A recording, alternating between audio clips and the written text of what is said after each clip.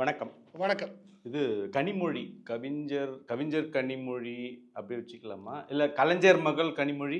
அட 2G கனிமொழின்னு சொன்னா சரி, ஓகே. கனிமொழி. அவங்க என்ன சொல்றாங்கன்னா, சீமானை பத்தி, தமிழையும் தமிழர்களையும் கொச்சைப்படுத்தி, பெரியாரை கொச்சைப்படுத்தி பேசக்கூடிய கூலிக்காரர்களை எதிர்த்து அரசியல் பண்ண வேண்டிய சிச்சுவேஷன்ல தமிழகம் இருக்கு அப்படின்னு ரொம்ப வருத்தப்பட்டு பேசியிருக்காங்க. யார? சீமானை தான். இங்க பாருங்க, முதலாவது கூலி தொழில் பண்றது தப்பு கிடையாது. ஒரு கூலி தொழிலாளியா, ஒரு தினக்கூலியா எவ்வளவு பெரிய மக்கள் இருக்காங்க இங்க. எவ்வளவு ஜனங்கள் இருக்காங்க. அப்ப இவங்களுக்கு இந்த கூலி தொழில்ன்ற ஒரு தப்பான தொழில் மாதிரி தெரியுது. இவங்க நினைக்கிற கூலிக்கு மாரடிக்கிற கும்பல் யாரும் சொல்லவா? கூலிக்கு மாரடிக்கிற கும்பல் வேற கிடையாது. இந்த திருமுருகன் இருக்க அந்த மாதிரி கூலி வாங்கிட்டு போய் போராட்டம் நடத்துறீங்க. இவங்க கூலி பண்ணது நான் சொல்லவா? இந்திரா காந்தி இருக்கும்போது அது காலில் விழுந்து இங்க எப்படியாவது ஆட்சிக்கு வர்றது. அதுக்கப்புறம் மன்மோகன் இருக்கும்போது சோனியா காந்தி காலில் போய் விழுந்து அங்கே பதவி வாங்குறது. இதெல்லாம் தான் கூலி வேலை. எவட்டையாவது குனிஞ்சு கூலிக்கு மாரடிச்சாது பதவி வாங்குறது, அதில் சொகுசு அனுபவிக்கிறது. இவங்க அப்பாவும் இவங்க குடும்பமும் அடிக்காத கூலியா அப்படி பார்த்தா அந்த கூலிக்கு இவங்க தப்பான அர்த்தம் கொடுத்தா. எனவே கனிமொழி அவர்கள் இந்த மாதிரி வார்த்தைகளை பயன்படுத்துறதுக்கு முன்னாடி கொஞ்சம் தான் குடும்பம் என்ன யோக்கியம் தெரிஞ்சுக்கணும். ஒட்டுமொத்த வரலாறு எடுத்து தமிழர்களுக்கும் தமிழகத்துக்கும் இந்த கருணாநிதி வகையரா செஞ்ச துரோகர்களை அதை பட்டியலிட்டு வச்சுக்கோங்க. இந்த குடும்பம் எல்லார் வீட்லையும் கூலி வேலை பார்த்தா அது அடைக்க வேண்டியிருக்கும். அப்படிப்பட்ட ஒரு குடும்பத்திலிருந்து வந்துக்கிட்டு சீமான விமர்சனம் பண்ணிட்டீங்கன்னா, விமர்சனம் பண்ணுறதுக்கு ஒரு நியாயமான காரணம் இருக்கணும். விமர்சனம் பண்ணும்போது நியாயமான விஷயங்களை எடுத்து வச்சு விமர்சனம் பண்ணும்போது எந்த பத்திரிகைகளை என்ன கேட்கணும்? ஏன் மேம் பொதுப்படையாக சொல்கிறீங்க, என்ன காரணத்தினால சொல்கிறீங்க, அது கேட்கணுமா இல்லையா? அவங்க என்ன சொல்லுவாங்க? பெரியாரை விமர்சனம் பண்ணார். என்ன மேம் விமர்சனம் பண்ணார்? அடுத்த கேள்வி வரும். இல்லை இன்னென்ன பேசினார் அப்படி சொல்லு. இன்னென்ன பேசினார் சொல்லால. பெரியார் இது பேசினார்னு புட்டு புட்டு வைக்கிறார் சீமான். அதெல்லாம் பேசுறேன்னு சொல்லு, இல்ல பேசினார்னு சொல்லு, இல்ல பேசுறதுக்கு விளக்கம் சொல்லு. அவர் பேசுறத சொன்ன சீமான கூலின்னு சொல்லிட்டு விமர்சனம் பண்ண வேண்டிய தேவை எங்கிருந்து வருது கனிமொழிக்கு? எனவே அந்த எந்த விஷயத்தையுமே எடுத்து இவங்களால பேச முடியாது. பேசுறதுக்கு நீங்க துப்பு கிடையாது. அதனாலதான் என்ன பண்றாங்க, அவரை கூலிட்டு இருக்காங்க. தவிர கனிமொழிக்கு முதலாவது எந்த தகுதியும் கிடையாது. எது? சீமான் அவர்களுடைய இந்த குறிப்பிட்ட கருத்து சார்ந்து சீமான பேசுறது. நீ ஈவே ராமசாமி எடுத்து பேசினா கூட, அந்த ஈவே ராமசாமியின் கொள்கையின் அடிப்படையில் கூட இன்னைக்கு ஈவே ராமசாமி இருந்தா கூட முதலாவது யார இருப்பானா, ஏண்டா கவிஞர் கனிமொழின்னு சொல்றீங்களே, உங்களுக்கு ஏதாவது அறிவு இருக்கா கேட்பாரு. ஏண்டா திடீர்னு கவிஞர் கனிமொழி கொண்டு வந்து ராஜ்யசபா சீட்டு வாங்குறீங்க, உங்களை வெக்கமா இல்ல, சூடு சொரணம் இல்ல, மானம் இல்ல, இப்படியான ஒரு குடும்பத்துக்கு அடிமை பிழைக்கிறீங்கன்னு திமுக காரனை பார்த்து நல்ல நாக்க புடுங்கமா கேட்பாரு ஈவே ராமசாமி. ஏன் இருந்தாலும் வாய்க்கு வந்தாலும் பேச வச்சுக்குவேன். இந்த விஷயத்துக்கு அப்படிதான் பேசியிருப்பாரு. அது மட்டும் இல்லாமல் இன்னும் கொஞ்சம் வருத்தப்பட்டு பேசியிருக்காங்க. எப்படின்னா, ஸ்டாலின் அவங்க அண்ணன் அவருடைய தகுதிக்கும் திறமைக்கும் அவரை எதிர்த்து அரசியல் பண்ணக்கூடிய எந்த தலைவரும் தமிழகத்தில் இல்லை. அதை நினைச்சு நான் ரொம்ப வருத்தப்படுறேன். நான் சொல்லவா, ஊர்ல இருக்கிற சாதா 10ஆம் கிளாஸ் படிக்கிறான் பையன், அவனை மேடை ஏற்றி விட்டு ஸ்டாலின் அவர்கள் இந்தபடி ஏற்றி வச்சுருவேன். அங்கே தெரிஞ்சுப்போம் யாருக்கு என்ன தகுதி இருக்கு, யாருக்கு என்ன தகுதி இருக்கு. உங்க குடும்பத்துக்கே இருக்கிற ஒரே தகுதி கருணாநிதிக்கு பிள்ளையா பிறந்தது. வேற என்ன தகுதி இருக்கு நீங்க சொல்லுங்க. தகுதியை பத்தி கருணாநிதி வகைரா பேசலாமா? எங்க சொல்லு, என்ன தகுதி சொல்ல. நான் சவாலே விடுறேன் ஒட்டுமொத்த கருணாநிதி குடும்பத்துக்கு. நீங்க என்ன பண்ணுங்க, திமுக விட்டுருங்க, ஒரு கட்சி புதுசா ஆரம்பிங்க. உங்க தகுதிக்கு என்ன மக்கள் ஓட்டு போட்டுறா பார்த்தோம். இந்த சவாலை ஏத்துக்குவாங்கல்ல.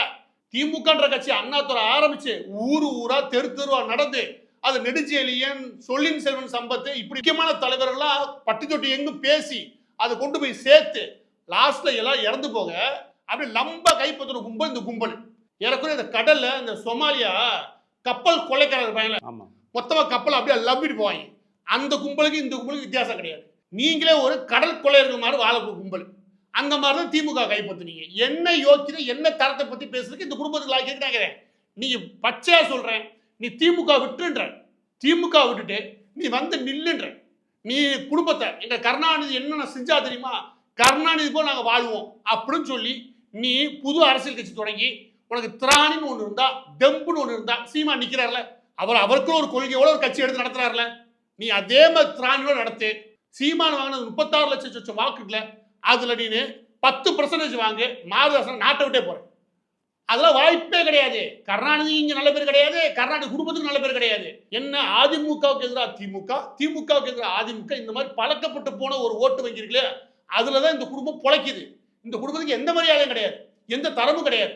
எனவே இந்த தரம் தராதரம் இதை பத்தி பேசுறதுக்கு கனிமொழிக்கு மட்டும் கிடையாது, அந்த குடும்பத்தையும் கிடையாது. அப்ப நீங்க சொல்றதை வச்சு பார்த்தா கலைஞரின் மகன் ஸ்டாலின் அந்த தகுதியை தவிர வேற எந்த தகுதி இல்லைன்னு சொல்றேன். வேற என்ன இருக்கு சொல்லுங்க, யாராவது சொல்லுங்க பாப்போமே, என்ன தெரிஞ்சுக்கிறேன். ஒரு ஸ்டேஜ்ல ஒரு பேசுறான் அல்லைக்கு அமுதே அப்படின்னு ஒரு நீளா பேசுவாப்ல உட்காந்து ரொம்ப வருஷம் மனப்பாடம் பண்ணிப்பா போலக்கு. அதை தவிர எனக்கு தெரிஞ்சு எந்த தகுதி கிடையாது.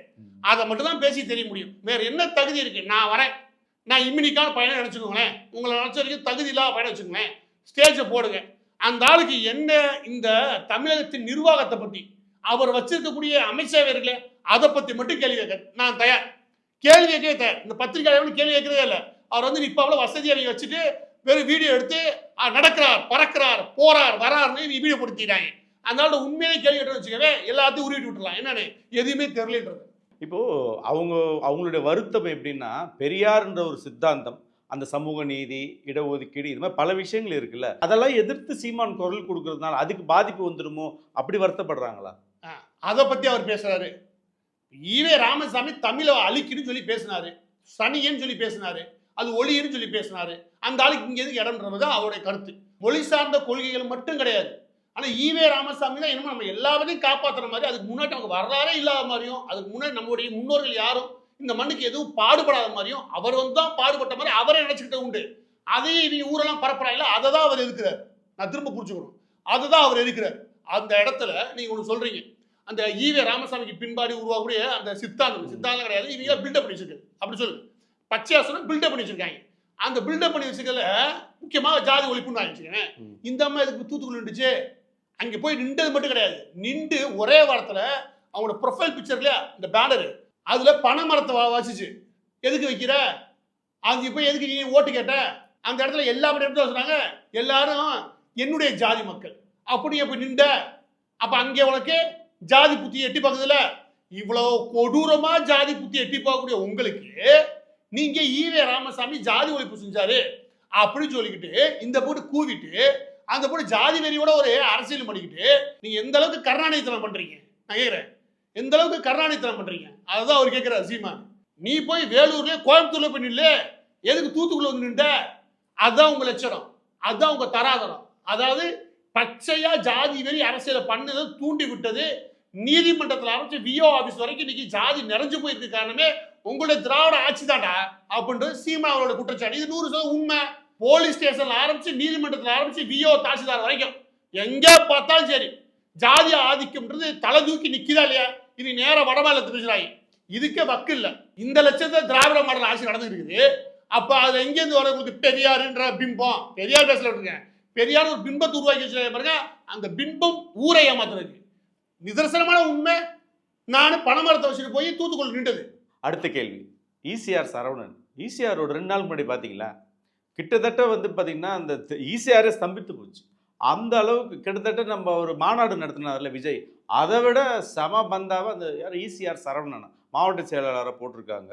அவர் அந்த ஜீப்பில் ஏறி நின்று அவர் பண்ணதெல்லாம் எவ்வளோ மாசு தெரியுங்களா? பார்த்தீங்களா? அதில் மாசா இல்லை கன்றாவியா? நான் கேட்குறேன். அரசியல் கட்சிக்குள்ளே வர்றதுக்கு முன்னாடி இந்த ஆட்டம் ஆடுற ஈசிஆர் அவ்வளோ பிஸியான ரோடு. அந்த பிஸியான ரோட்ல அன்னைக்கு நடந்ததை நான் சொல்றேன். ஒரு ரோட்டை மறைச்சிக்கிட்டு அந்த கார் மேல நின்றுக்கிட்டு அவங்க தலைவர் கை காமிச்சார்ல, அது தனியாக பொட்டக்காரில் போய் கிடக்குற நடு ரோட்ல பண்ணிட்டு இருக்கீங்க. அந்த போட்டு ஏற்கனவே ஒரு 1.5 மணி நேரம் நிக்குது. அதுல எனக்கு தெரிஞ்ச நண்பருடைய மகளுக்கு அது லைட்டா வலிப்பு, எந்த டாக்டர் போக முடியாம கார்ல ஏற்றிக்கிட்டு அவங்க அன்னைக்கு சிரமப்பட்டுருக்காங்க. எனக்கு 1 மணி நேரம் சிரமம், ஏதோ தப்பு செஞ்சு வச்சுக்குவேன். ஆனா அந்த சிரமத்தை ஆள்படுத்தி நீங்க அரசியல் பண்றாங்க. அரசியல் அதிகாரத்துக்கே வரல, ஒரு தேர்தல நிக்கல. ஈவே ராமசாமி கொள்கை தலைவர் சொல்லி அந்த கொள்கை தலைவர் தூக்கி போட்டு கொலையா கொண்டுகிட்டு இருக்காங்க. இந்த நேரத்துல நீ ஊரை கொண்டுகிட்டு இருக்கிற, ஈசிஆர்ல போற பொத்திட்டு போகணும். பதவி வேணா வீட்டுக்கு போய் கொண்டாடுற, ஆளை கூட்டு போய் ஏதாவது மண்டபத்தில் வச்சு கொண்டாடுற. அரசியலுக்குள்ள வந்ததுன்னு இவங்க திமுக அதிமுக பரவல போலக்கு இவங்க பண்ற சேட்டை. அவங்க கூட இந்த அளவுக்கு மாவட்ட செயலர் பதவி கொடுத்ததுக்கு ஈசிஆரை போட்டு படுத்த மாட்டாங்க. ஏதோ 4 வெடி போட்டோமா 4 பேருக்கு கொண்டாடணுமா அந்த அளவுக்கு இருப்பாங்க. அவன் போன தோற நானும் பார்த்தேன். அவர் ராஜா இவர் குரில மண்ணு 2 பேருக்கு பதவி கொடுத்தாங்க. 2 பேரும் கோவில கூட கொண்டாடுறா. மேல துண்டு போடுறது வரிசையா துண்டு போட்டுட்டு அதே மாதிரி விஜய் போறாங்களோ அதே மாதிரி போறாராம். அவரே நினைச்சுக்கிறேன் நான் உலகத்திலே பெரிய ஆள் ஆயிட்டேன். இந்த கவர்மெண்ட் சொல்லல, நாளைக்கு நான் டெல்லி போறேன், நாளைக்கு இந்த லட்சம் வந்துட்டாங்க. நீ மனநிலையாவே ஒரு மனநோயாளி ஆயிட்டாங்க. அரசியலுக்குள்ள வந்ததுமே ஒரு பெரும் பதவிக்கு வந்துட்டதா இவங்க நினைச்சுக்கிறாங்க. மக்களோட அங்கீகாரமே கிடைக்காது. இவங்கெல்லாம் ஒரு பலூனை ஊதிக்கிட்டு இருக்காங்க. தேர்தல்ல வாங்கன்னு வாங்க போறாங்க. இதுக்காகவே இந்த மாதிரி மக்களை சிரமப்படுத்தக்கூடிய விஷயத்த மக்கள் ரசிக்க போறது கிடையாது. அந்த அறிவே இல்லாம இவன் அரசியல் பண்றானா? இவன் அரசியல்ல ஜெயிப்பாய் நினைக்கிறீங்க? இவன் வந்தது பாருங்க, இழுத்து போட்டு சாத்திரா இல்லை எப்படி பாருங்க. ஒரு காமன் சென்ஸுங்க. நீ கிளம்பு பதவி வாங்கிட்டோம். இந்த ஈசிஆர் அடைச்சிக்கிட்டு போகணுமான்னு யோசிக்கணுமா இல்லையா? இந்த யோசனை இருந்துச்சுன்னா அது எவ்வளோ பேர் டிராவல் பண்ணுறாங்க, எவ்வளோ பேர் எமர்ஜென்சியாக டிராவல் பண்ணுவாங்க. அதை நம்ம அடைக்கணுமா, அதுக்கு வழி விடணுமான்ற புத்தி கூட இல்லாமல் இவனுக்கு பந்தா தேவைப்படுதுன்னா இவெல்லாம் நாளைக்கு அரசியலுக்கு வந்தானா இவன் என்னென்ன எவ்வளோ வைப்பாங்க. எனவே சொல்கிறேன், திமுக அதிமுக பரவாயில்ல, தேவையில்ல. இவங்க ஆரம்பிச்சிருக்க கட்சிக்கு, இந்த தபகா கட்சிக்கு இது ஒரு கேடு, பந்தா. இந்த பந்தாவே இவங்களை கொண்டு குழியில் இறக்குதான் எப்படி பாரு. அதை ஈசிஆர் சரவணன் பேர்ல வந்து நிறைய வழக்கு, சமூக விரோத வழக்கு இருக்கிறதாவும் சொல்லப்படுது. ஆனால் அந்த ஏரியாவில் ரவுடித்தனம் பண்ணுறதா வேலை.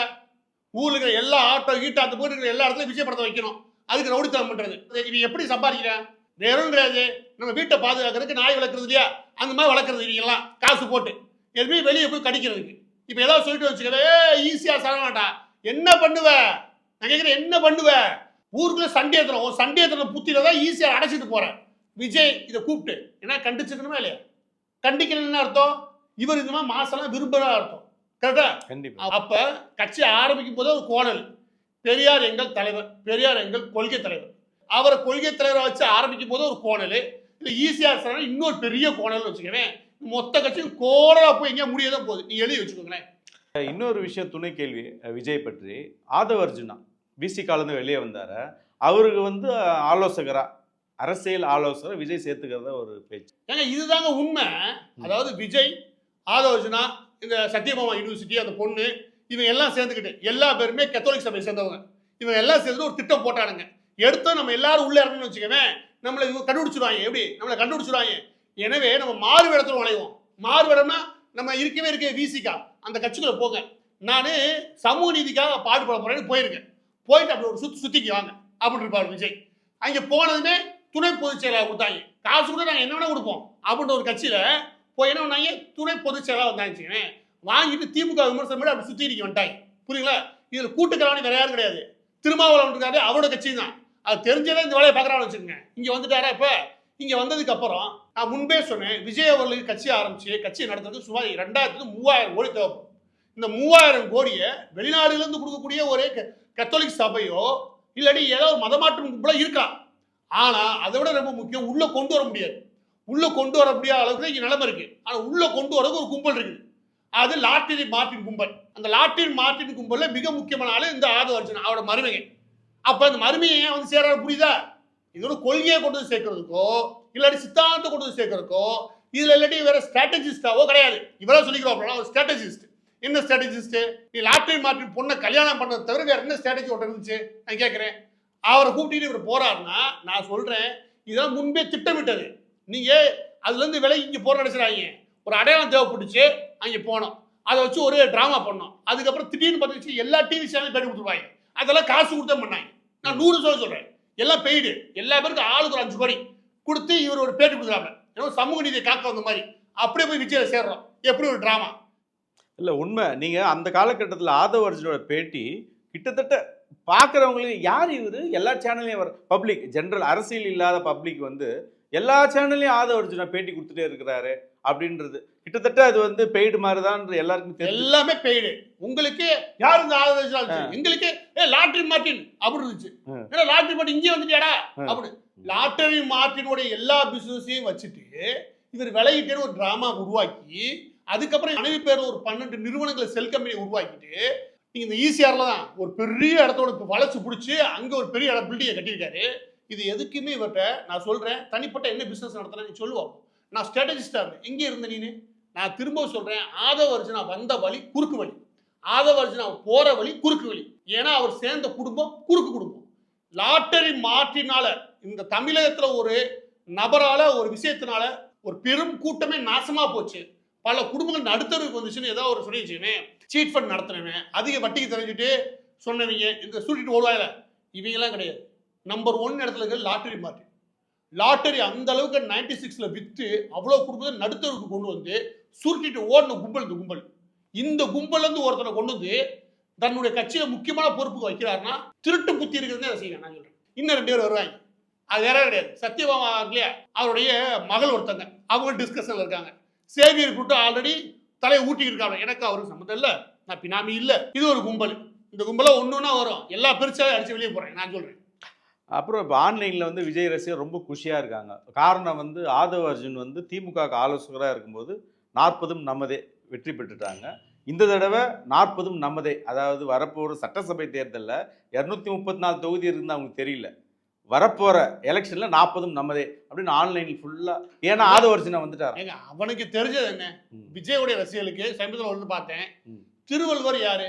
ஒரு பாடலாசிரியர். எங்க தளபதி யார் தெரியுமா? அவர் பாடல் பாடுவார், நடிப்பார், நடனம் ஆடுவார், டான்ஸ் ஆடுவார், எல்லா ஸ்கில் இருக்கு. அந்த அளவுல தான் இவங்க அறிவு. நான் சத்தியம் பண்ணி சொல்றேன், 6-8% ஓட்டை தானே பெருசு. அது பெருசு நான் சொல்றேன். இந்த தபகா கட்சி அது பேருக்கு ஏத்தாப்புல குதிக்குதா இல்லையா மட்டும் பாருங்க. தவக்காக்கு நன்றி. நன்றி.